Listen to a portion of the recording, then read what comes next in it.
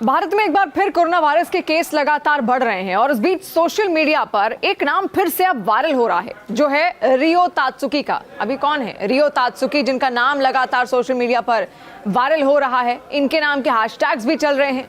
तो इन्हें लोग जापानी बाबा वेंगा के नाम से भी जानते हैं। उनकी साल 1999 में आई एक किताब थी जिसका नाम था the future as I see it. इसने दुनिया का ध्यान अपनी ओर खींचा और अब उन्होंने किताब में जिक्र किया है कि 2020 में एक अज्ञात वायरस आएगा जो अप्रैल में चरम पर पहुंचेगा और फिर 10 साल बाद लौटेगा।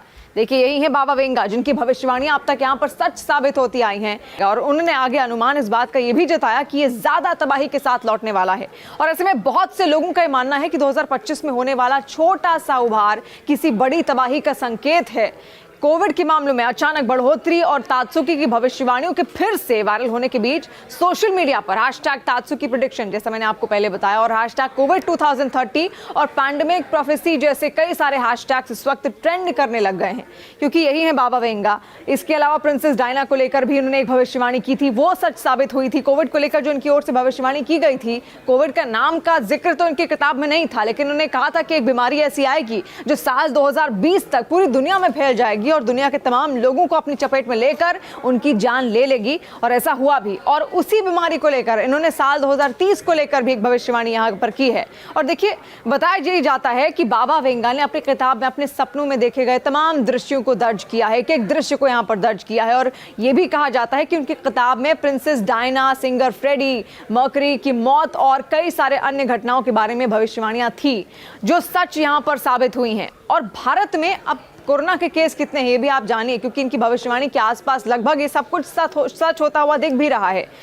तो भारत में कोरोना वायरस की मौजूदा स्थिति के बारे में आपको बता देते हैं। तो 3 जून की सुबह 8 बजे स्वास्थ्य मंत्रालय की ओर से जारी आंकड़ों के मुताबिक भारत में कोरोना के कुल एक्टिव केस 4026 हैं। दिल्ली में 393 अब तक है, गुजरात में 397, कर्नाटक में 311, केरल में 1416, महाराष्ट्र में 494 और यूपी में 138, तमिलनाडु में 215, वेस्ट बंगाल में 372।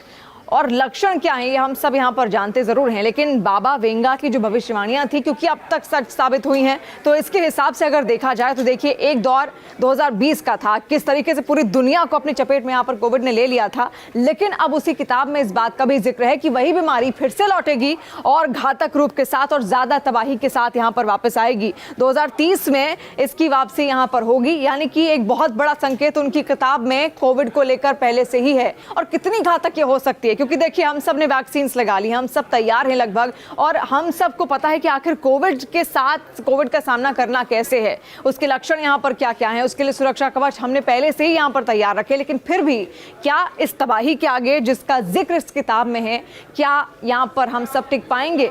जो पूरे दुनिया के मनुष्य हैं, क्या वो टिक पाएंगे या फिर नहीं? देखिए, ये भविष्य का सवाल है। लेकिन जो भविष्य का जिक्र यहाँ पर बाबा वेंगा ने अपनी किताब में किया है, उससे शक तो यहाँ पर साफ साबित होता ही है। लेकिन देखिए, कोरोना के आम लक्षण भी हैं, वो आप समझिए, क्योंकि सावधानी बरतना ही एकमात्र उपाय अभी फिलहाल हमारे पास है। अस्पतालों की ओपीडी में कोविड-19 के सबसे आम लक्षणों में आवाज में खराश, गले में दर्द, दस्त, पेट में ऐंठन और बुखार शामिल हैं। इन लक्षणों के साथ अस्पतालों में कोविड-19 के कारण आईसीयू में भर्ती होने वाले मरीजों की संख्या में कोई इजाफा नहीं देखा जा रहा है, लेकिन ओपीडी में मरीजों की संख्या में बढ़ोतरी हुई है।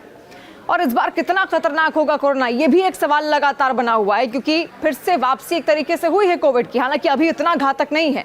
देखिए, अस्पतालों की ओपीडी में और भर्ती मरीजों का इलाज इस वक्त विशेषज्ञ लगातार कर रहे हैं, डॉक्टर्स कर रहे हैं, और इस मौजूदा लेयर में अधिकांश व्यक्तियों में संक्रमण के बाद ठीक होने की अवधि काफी कम है।